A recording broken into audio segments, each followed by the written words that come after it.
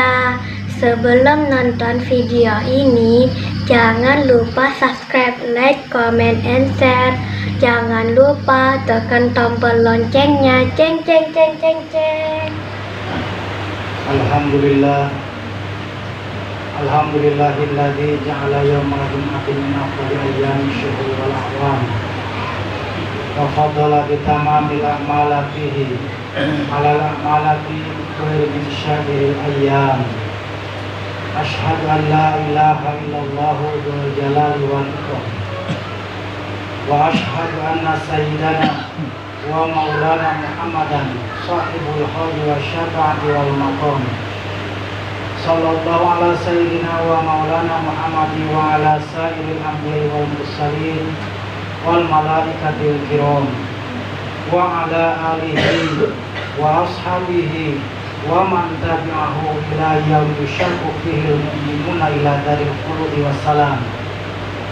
Amma ba'du, fa ya ayyuhal hafirun ittaqullaha haqqa taqwa wa'lamu anna jannata uiddat liman ittaqullaha fahiya masyur wa maqwa wa'budullaha mukhlishina lahuddin wa la tattabi'u ahwa'akum wa anfusakum wa syayatin.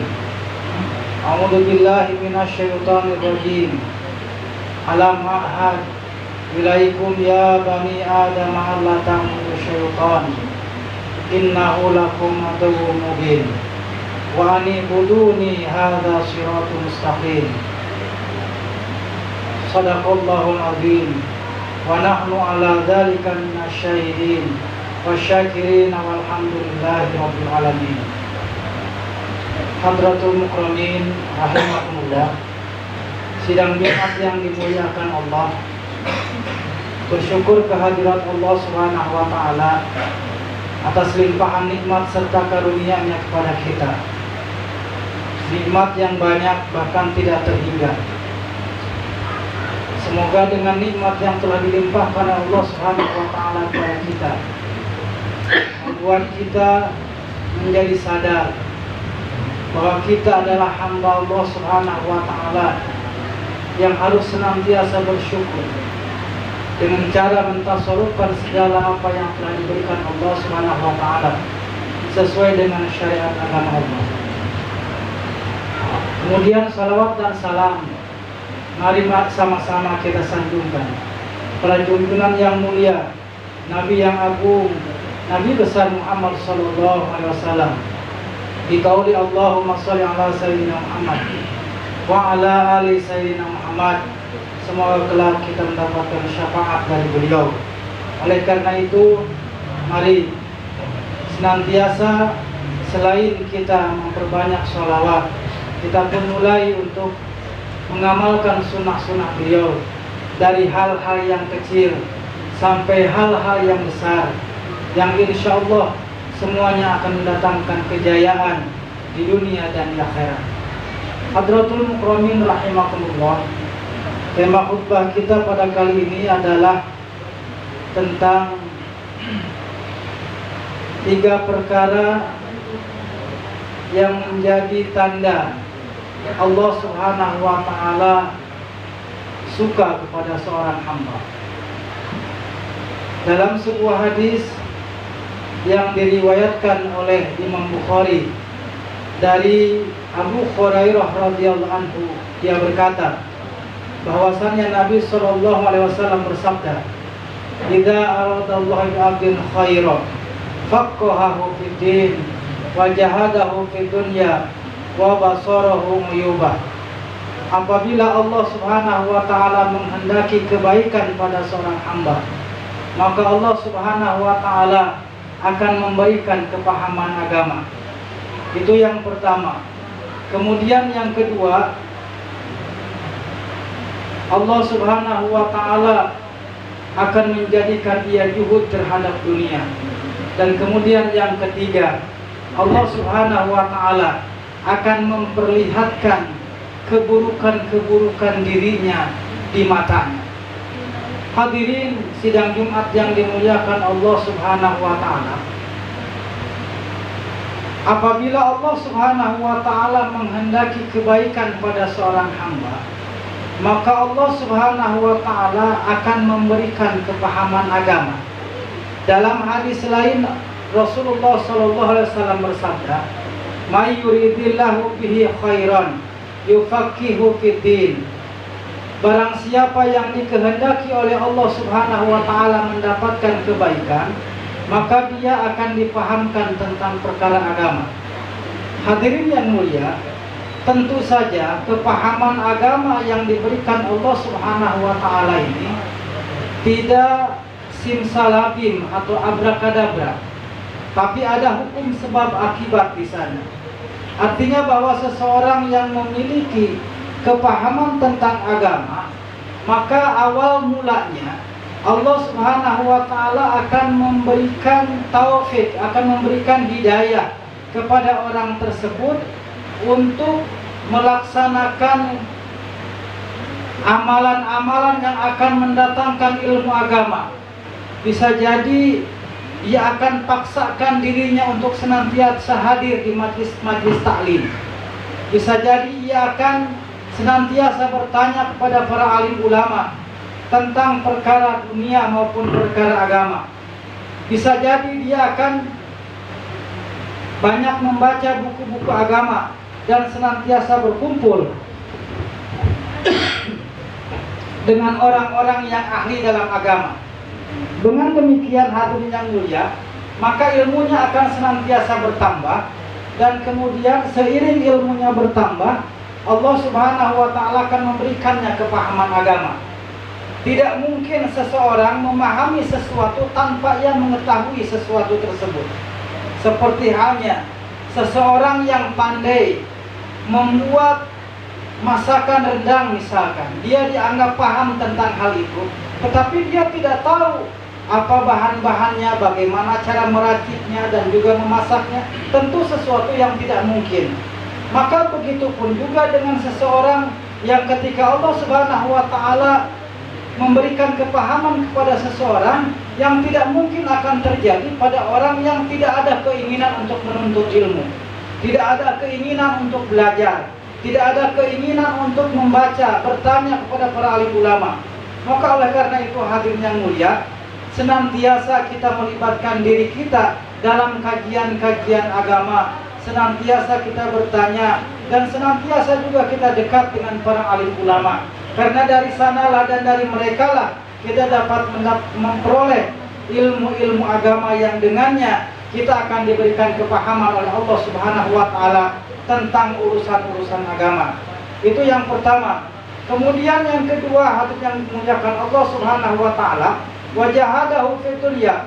Allah akan jadikan juhud terhadap dunia. Jahada fid dunya artinya meninggalkan dunia secara bahasa. Adapun secara istilah,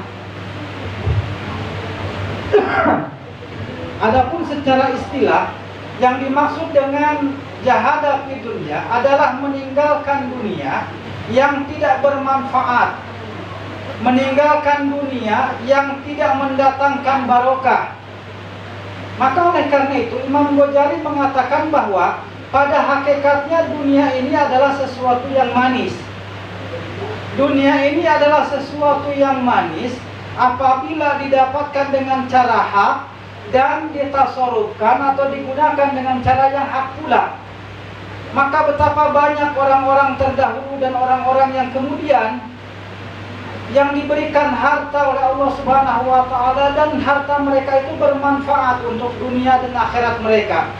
Betapa banyak orang-orang soleh yang juga mereka adalah orang-orang kaya, di mana harta kekayaannya mereka tasarrufkan sesuai dengan syariat agama Allah. Oleh karena itu maksud bahwa jahada fi dunia, meninggalkan dunia adalah maksudnya meninggalkan dunia yang tidak ada manfaatnya, mendapatkan dunia dari sumber yang haram, ataupun mendapatkan dunia dari sumber yang halal tetapi digunakan dengan cara-cara yang haram. Apalagi mendapatkan dunia dengan cara yang haram, baik digunakan dengan cara yang halal maupun yang haram, tetap dia akan haram.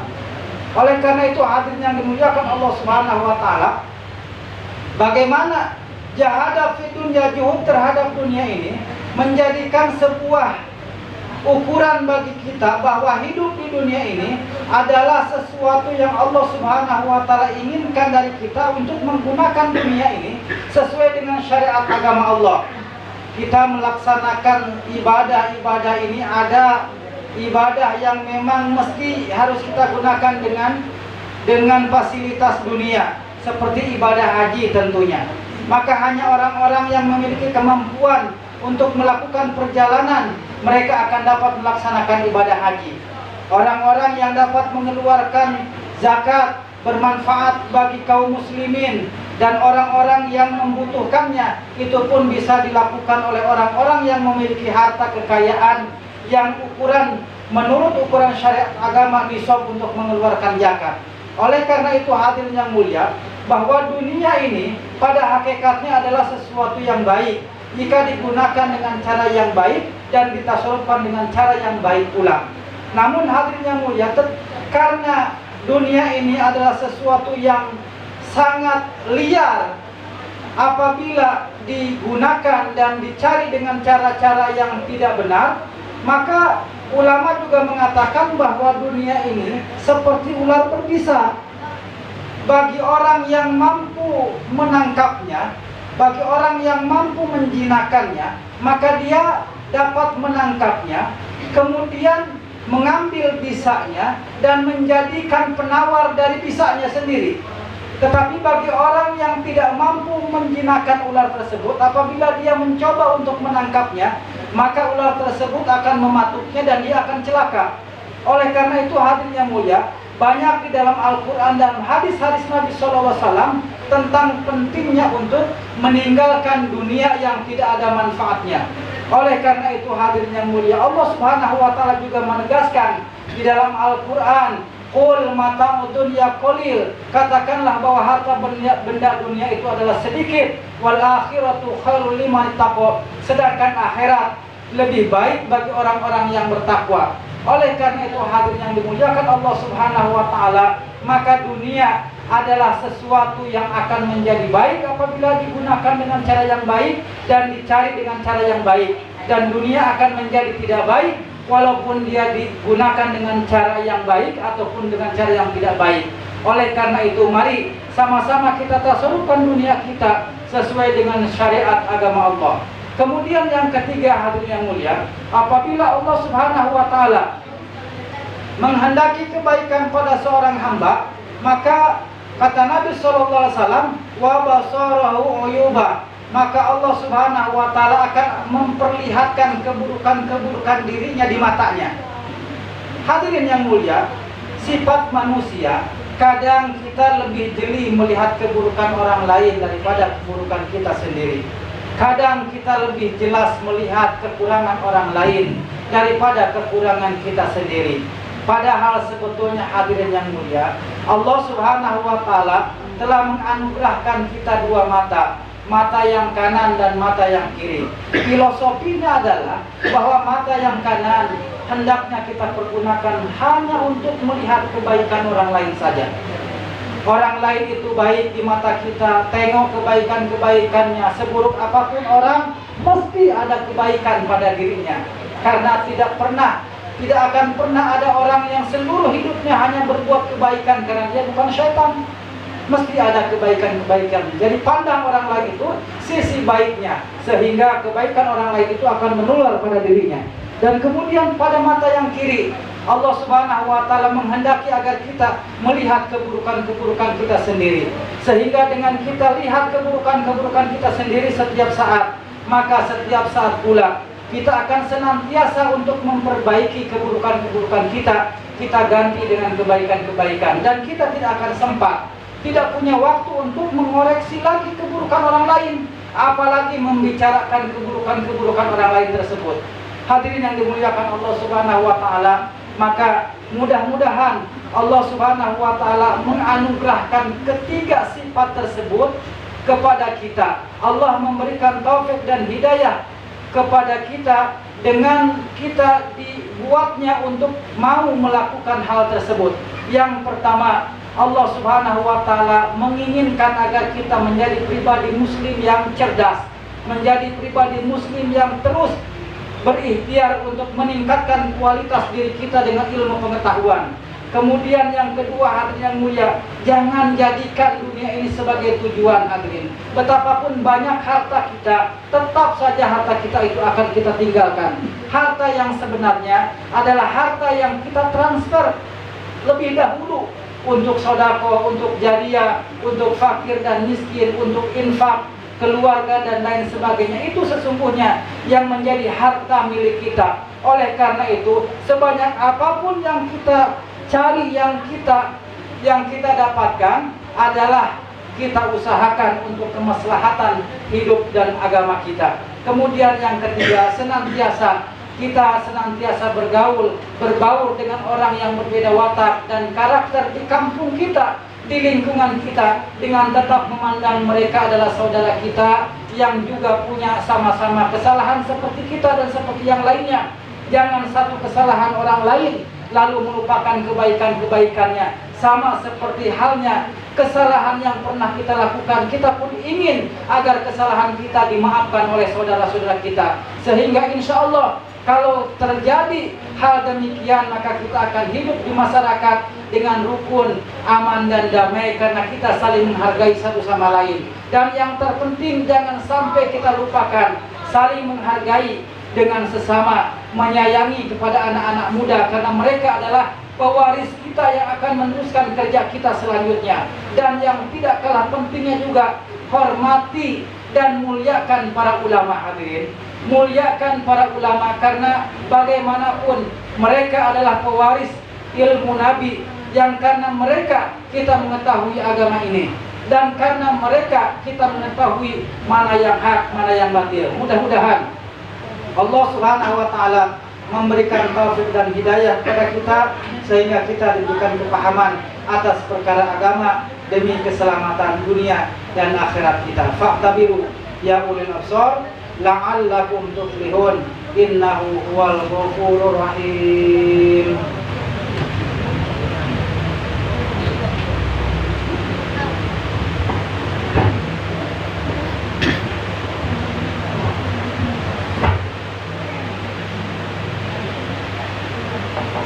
Alhamdulillahi wahdan, wassalatu wassalamu ala rasulillah sayyidina wa maulana Muhammadin abdillah, wala hawla wala quwwata illa billah, amma ba'd. Wa ya ayyuhan nas, usikum wa iyaya bitaqwallah, ittaqullaha faqad fazal muttaqun. Qala Allah ta'ala fil Qur'anil Karim, a'udzu billahi minasyaitonir rajim. Inna Allaha wa malaikatahu yusholluna 'alan nabi ya ayyuhalladzina amanu shollu 'alaihi wa sallimu taslima. Allahumma sholli 'ala sayyidina wa habibina syafi'ina wa maulana Muhammad wa sallim radhiyallahu tabaraka wa ta'ala an kulli sahabati Rasulillah ajmain. Allahumma ighfir lil mu'minina wal mu'minat wal muslimina wal muslimat al ahya'i minhum wal amwat innaka qaribun mujibud da'wat wa yaqudul hajat. Allahumma arhamna bi tarkil ma'siyah ba'da ma qultana warhamna an natakarra farjukna husna wa fi ma yubidana. Allahumma inna na'udzubika minas samati wal malalah wa na'udzubika minal hammi wal hazan wa minal ajzi wal kasal wa minal jubni wal muhli wa min ghalabati dari wa qahri rijal. Rabbana atina fid dunya hasanah wa fil akhirati hasanah wa qina adzabannar. Ibadallah, innallaha ya'muru bil 'adli wal ihsan wa ita'i dzil qurba wa yanha 'anil fahsya'i wal munkar ya'idukum la'allakum tadhakkarun. Wa la dzikrullahi akbar. Aqimus shalah. Assalamu alayka ya Rasulullah. Assalamu alayka ya Rasulullah. Terima kasih telah menonton dan mendengarkan perkataan yang baik. Sesungguhnya pendengaran, penglihatan dan hati akan ditanya oleh Allah Subhanahu wa Ta'ala.